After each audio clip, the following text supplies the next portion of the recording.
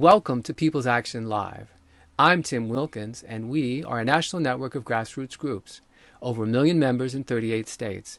First of all, I'd like to thank you in this moment for taking care of yourselves and those around you and for staying safe. Our environment is under attack by the EPA, the same federal agency that was created 50 years ago to protect it. This may come as a surprise, but not to all. We're joined today by 3 environmental activists to talk about it. But first, I'd like to play some video for you that was shot in Port Arthur, Texas, just a few days ago.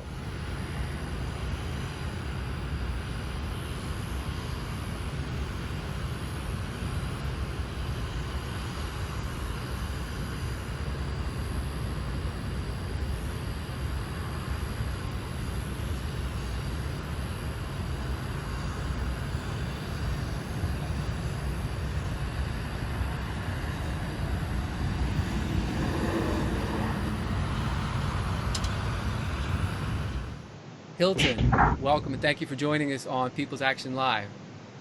Yes, well, thank you for having me. It's a real pleasure. Tell us what we just saw. We saw some, it wasn't an explosion, but it was quite a brilliant sight, that flare in the middle of the night. Tell me what was happening there. Well, what happens down here on the south in the southern region on the Gulf Coast in Port Arthur, Texas, is we have a lot of large oil refineries and chemical plants that process petroleum, turn it to gasoline. They get the hydrocarbons, they get gasoline, jet fuels, oil products, you name it. And many times they go into what you call a shutdown mode. And whenever they shut down, you have product that's sometimes stuck in the pipeline that they have to send to this derrick to burn. So they're actually burning product and just sending the carbon emissions out into the environment. Many of these carbon emissions, they're really not filtered. So therefore, we get a large amount of soot, smoke, and chemicals like benzene, 1,3-butadiene, which are all known carcinogens, poured into our environment and to our communities as well. Many of the residents here in the city of Port Arthur live within a stone tossed right next to these big industries, and they are being impacted on a daily basis by fugitive emissions, flaring events like what you just saw.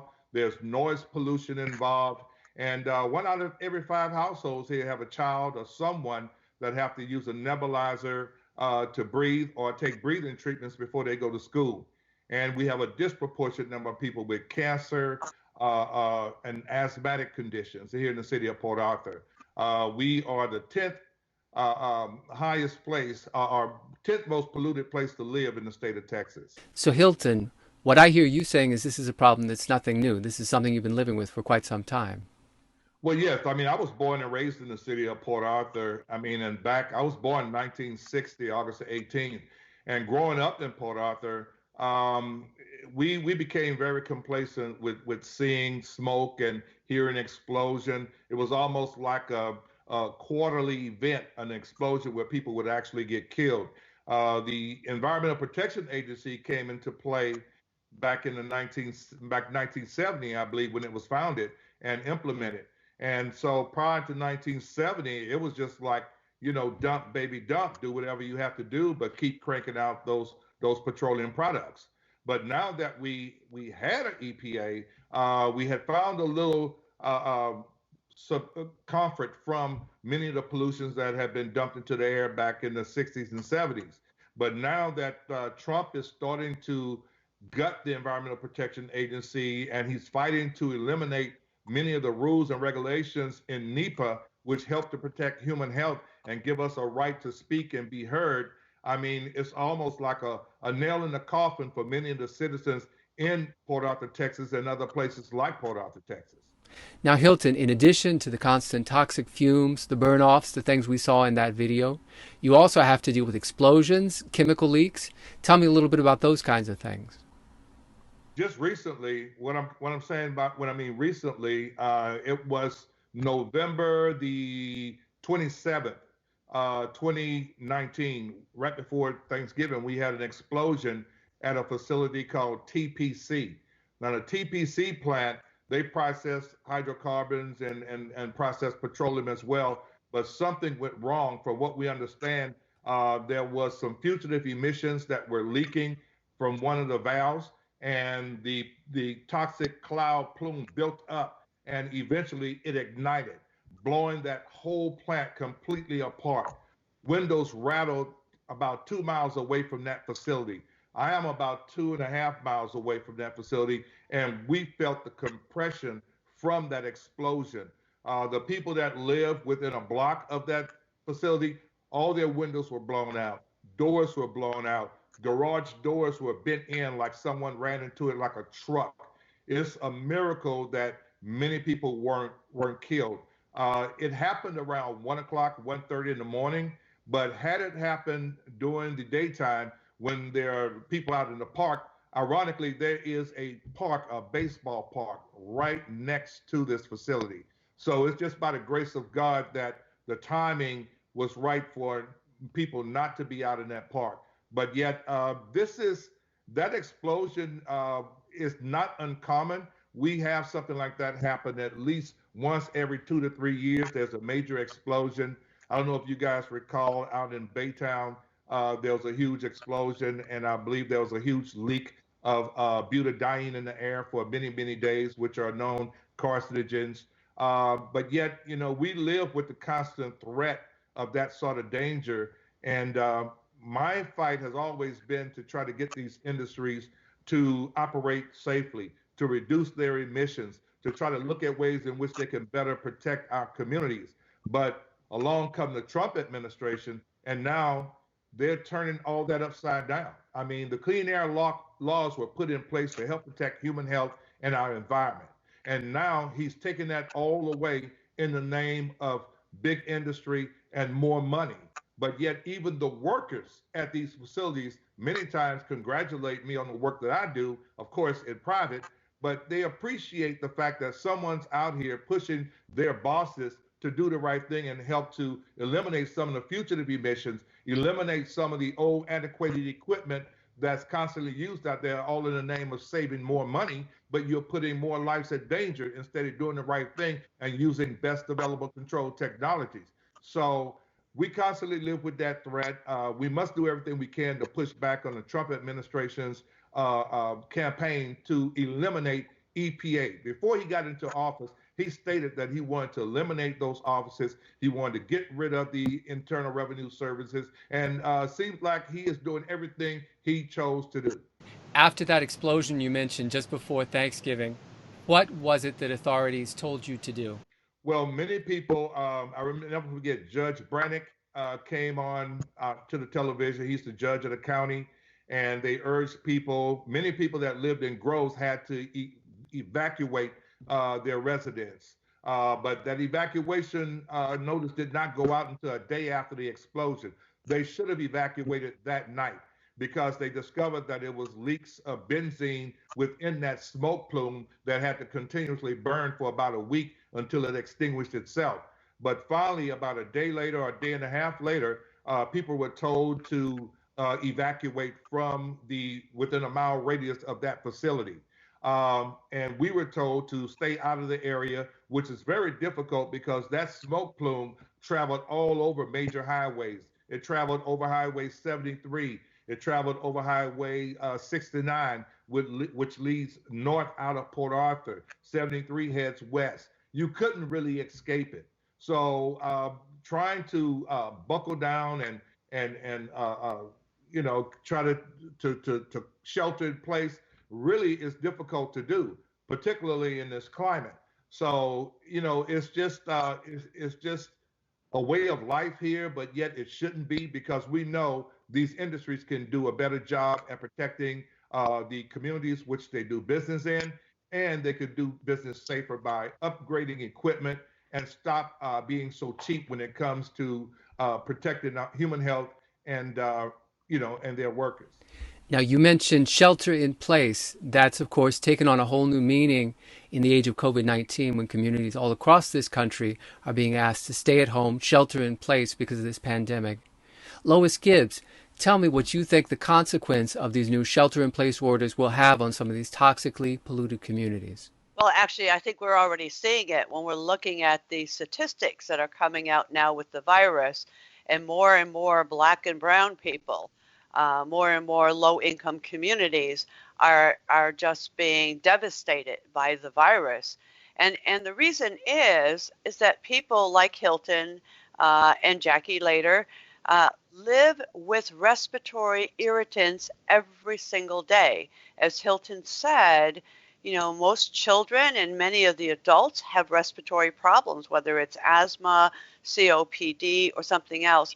This is a virus that attacks the respiratory system. So folks living around these facilities already are at a big disadvantage in the sense that they have respiratory distress.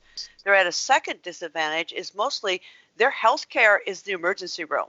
It's not like there's doctors on every corner or medical clinics. And in fact, in Birmingham, they just closed the only hospital they had for the African American community there, which is in a highly industrialized area. So they don't have the hospital, they don't have good food, and most of them are food deserts. And so when you combine all of that together and then you say shelter in place, so now these folks with all of these ailments and disparities, which is really about the way our social structure is set up in this country, that they have to sit in their homes to protect themselves from the virus, except for EPA has just released, we are not going to monitor and we are not going to enforce air pollution anymore. So here you have these very vulnerable folks sitting at a home breathing more chemicals than ever before, right? And when their child gets sick, they can't leave. And where are they going to take their child or their senior or their grandma or whomever? To the hospital that is just devastated with the virus? You don't want to go to the hospital. There is no clinic. And it's just it's like taking an entire groups of people all across this country and saying, too bad, you're going to die. They are literally killing people. There was a vulnerability map that was released. This vulnerability map was looking at, and it was made for emergency responders and hospitals and doctors and clinics to say these are areas in which are vulnerable, and so you should make sure that you have the medical supplies, the medical personnel, the medical needs for these communities readily available because they are vulnerable. If you took that vulnerability map and you matched it with sacrifice communities, as we call them, communities that Hilton has just described, communities that are living day in and day out with chemicals, with no health care, with people who are predisposed to respiratory problems, it would match up almost perfectly. Now, Lois, how can this be? Isn't the EPA, the Environmental Protection Agency, meant to protect us? How can it be that they're now running away from this responsibility, leaving communities all across this country in jeopardy? Yeah, I mean, EPA and the Trump administration essentially is using this as a reason to give corporate profits more corporate profits. They don't care about Hilton. They don't care about people living in these communities. What they care about is corporate profits. It's been very clear since the get-go. I mean, the idea that they were removing the air protections, the water protections, all of the protection, the NEPA is what Hilton was talking about, that allows people to have a say, actually have a say in whether a nasty facility comes in or not, or can release chemicals or not. They're taking it away. There was a whole, and Hilton could address this better than I for sure, but there was a whole thing about plant safety and protection so that we wouldn't have these explosions anymore that he described, and they removed that. I mean, this administration cares about corporations and profit and not people. And God forbid, he do not care about people who are poor, who are black, and who are brown. I mean, and that's not a surprise either. If we look at the immigration policy and the health care policy and the rest, it's not a surprise to anyone. But this is so blatant.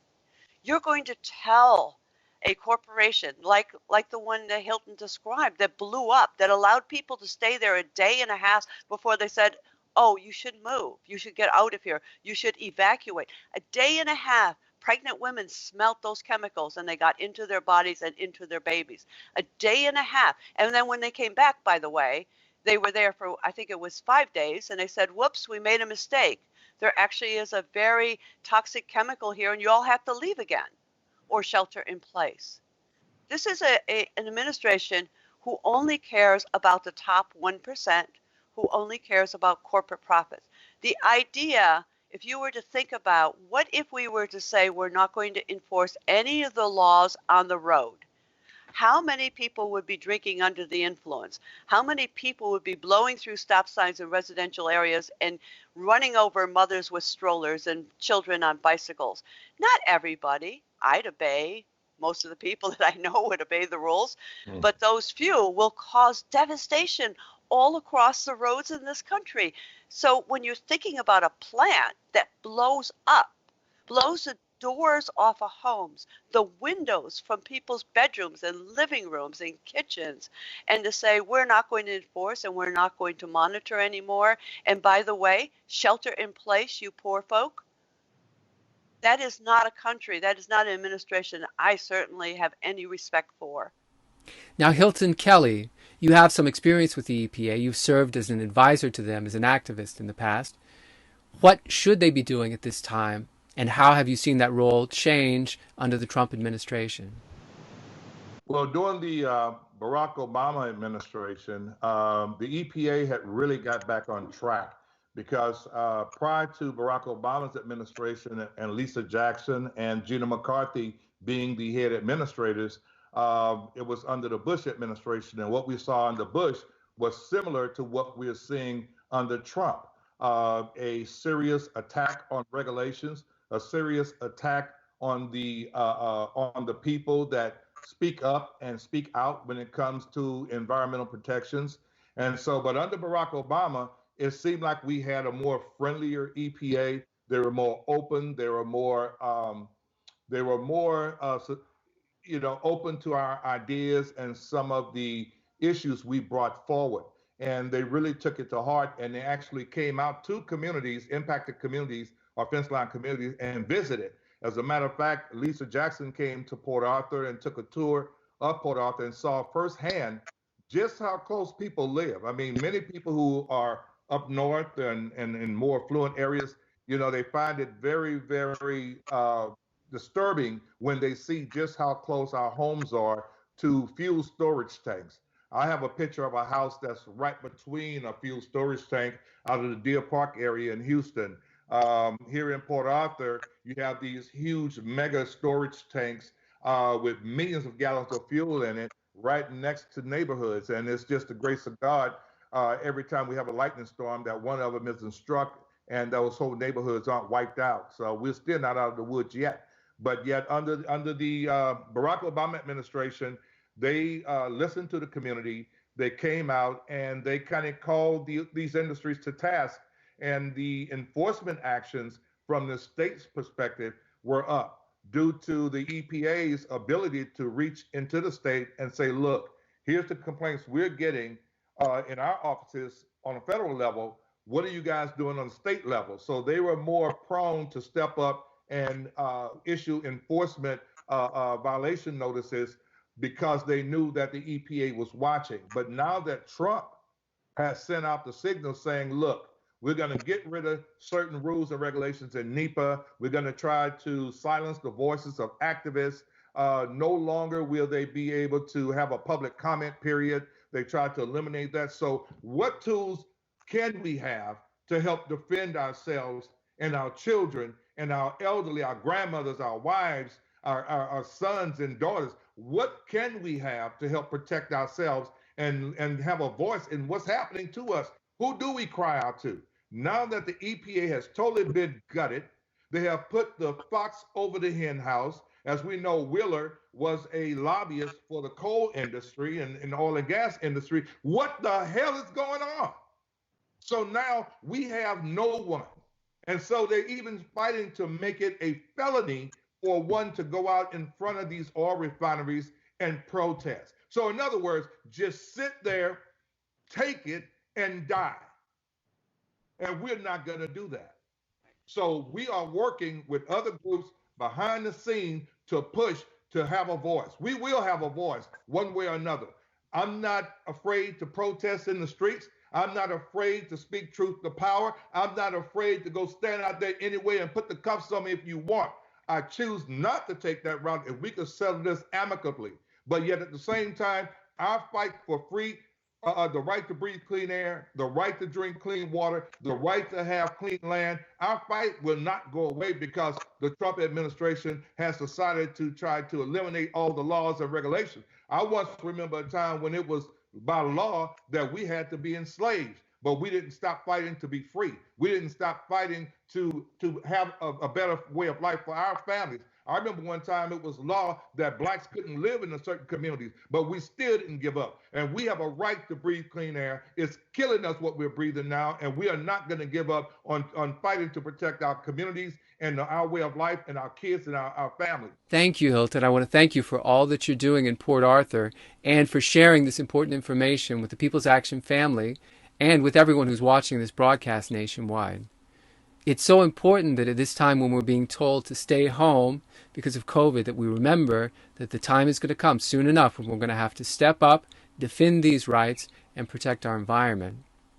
Lois Gibbs, I want to ask you about Emma Lockridge, another of our activists. She's in Detroit, Michigan, and she couldn't be here today, but she shared a video clip I want to play for you where she describes some of the conditions in her neighborhood and get your reaction. I am not only I'm not only impacted by Marathon Petroleum Corporation, we are surrounded by 29 polluting facilities that are monitored by the EPA that release over 49,000 tons of pollution into our community.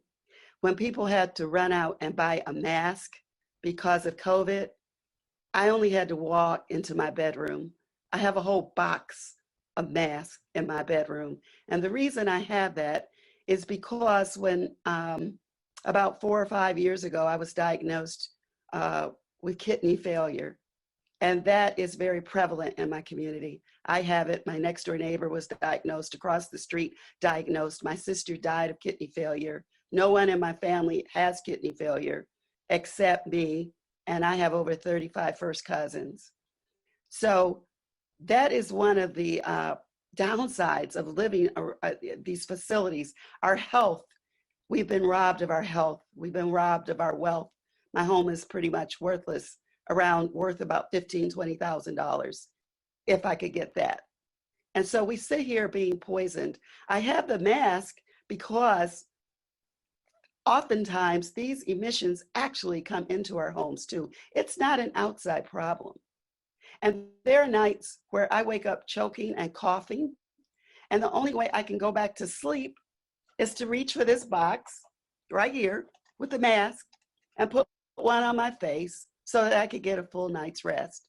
No American should have to live like that. I think what COVID is doing is showing the rest of the country what it's like to live in an ongoing pandemic. Our pandemic is a pollution pandemic. Emma, in that clip, she describes what's happening in Detroit as a pandemic of pollution. This is nothing new in her community and in the many like hers that have long been affected by pollution and government inaction. Can you tell us a little more about what's happening in Detroit and how they're experiencing this moment right now?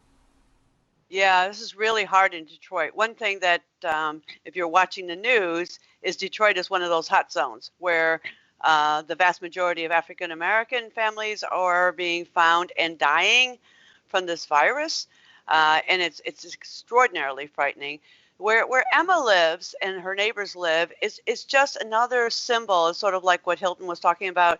It's another symbol of the way we, our government, I don't say we because we would never endorse this, at least those of us on the phone here now or on the video, treat people. So she lives right in the shadow of Marathon. It is a horrible facility.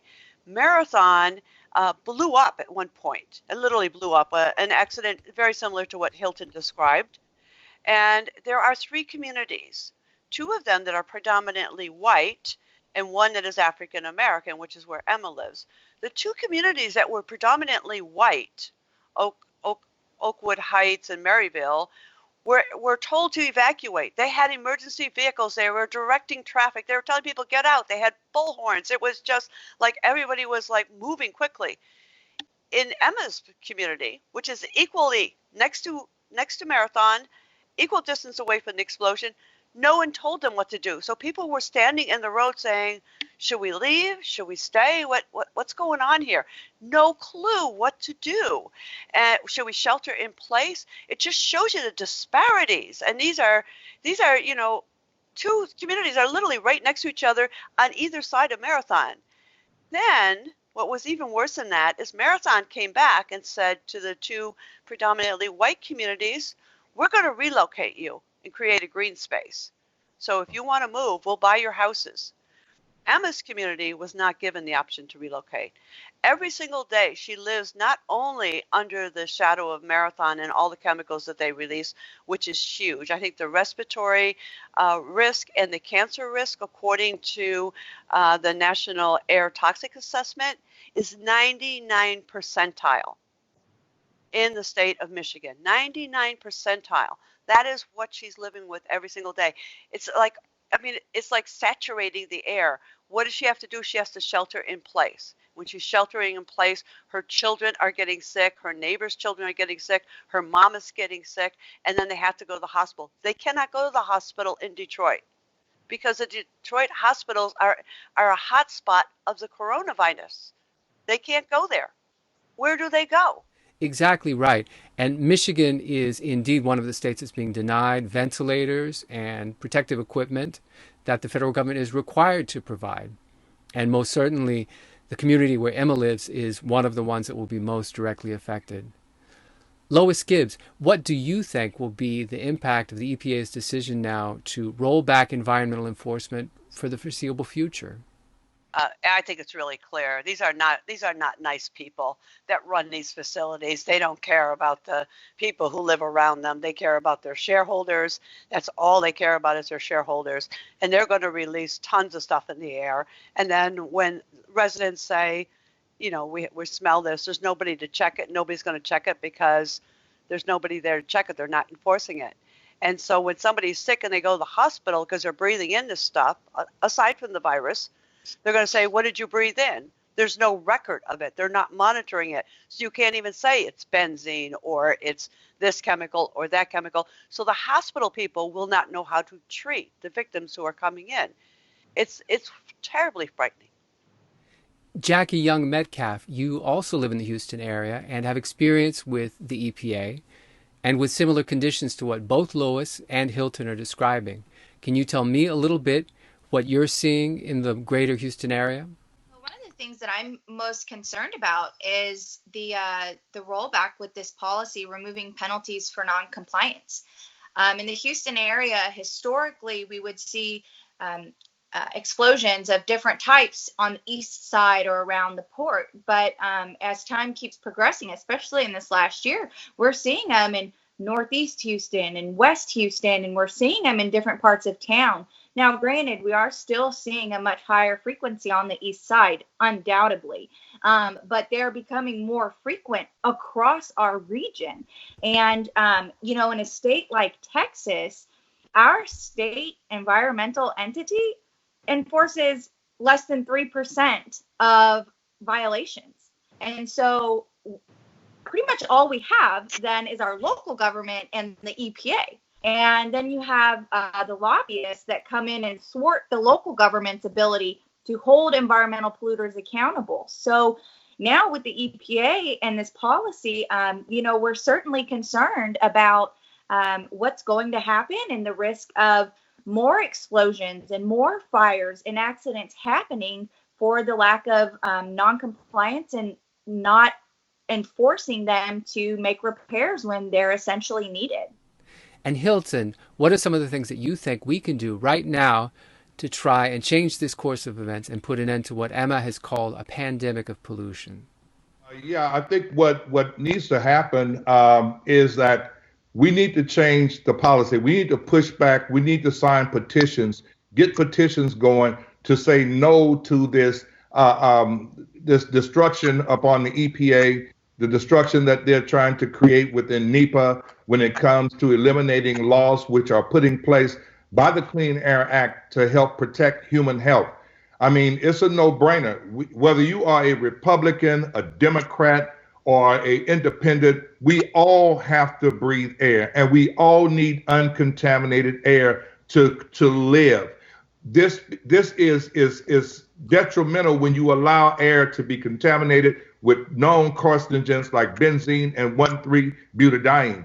I mean, this pollution knows no barrier. When these smokestacks are streaming tons and tons of soot contaminated with known carcinogens, you don't know who neighborhood it is in. Many times it's fallen in the neighborhoods of the low income and people of color, but once it travels beyond our borders, trust me, there are more affluent communities that are being impacted as well. They drive through it every day on the main highways, but yet because many of them are so arrogant that they believe they're untouchable. But what happens in low income communities, it does spill over. But when you stand up and you help to fight to protect the health of the least of those in our communities, you are helping to fight to protect the health of everyone. Because if we allow one community to remain sick, to be susceptible to various toxins, and they're constantly chronically ill, then eventually it spills over into mainstream as well. So when will we learn?